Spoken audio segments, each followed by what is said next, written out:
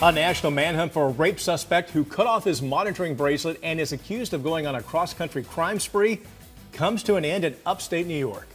Good evening, and thank you for staying with us for News 10 ABC at 5:30. I'm Mark Baker. And I'm Elisa Streeter. 26-year-old Gregory Lewis was arrested just before midnight in the village of Fort Edward. But after more than a month on the run, he didn't go quietly. News 10 ABC's Lydia Kulbida joins us in studio now with more on how Lewis was arrested. Lydia?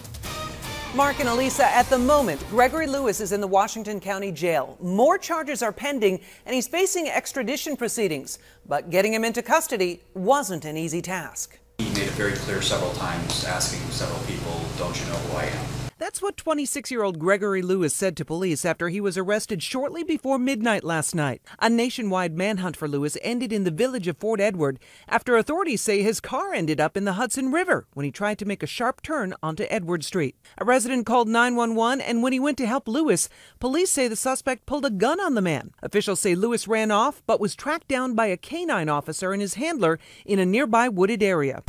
It appears as though he was just randomly driving, just trying to stay as low key as he could to try to avoid, high urban areas where there was more law enforcement. Officials say Lewis was on the run for several weeks after cutting off his GPS monitoring bracelet for a child rape case in Massachusetts. He's also accused of raping, kidnapping, and robbing victims in North Carolina, Colorado, and Oregon. Victims that were from other areas who have come forward have all stated that Lewis brandished the gun to them and made threats to them that if they came forward to police that he would come back after them. Because of this, we believe it's possible that there may be other victims out there that have not come forward at this time.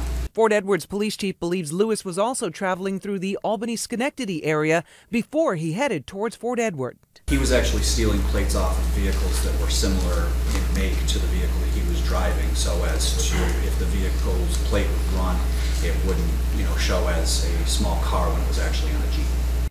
Now, officials say Lewis faces other pending charges in a number of states. News 10 ABC's Lindsay Nielsen is also following this story closely, and she will have the latest coming up at 6.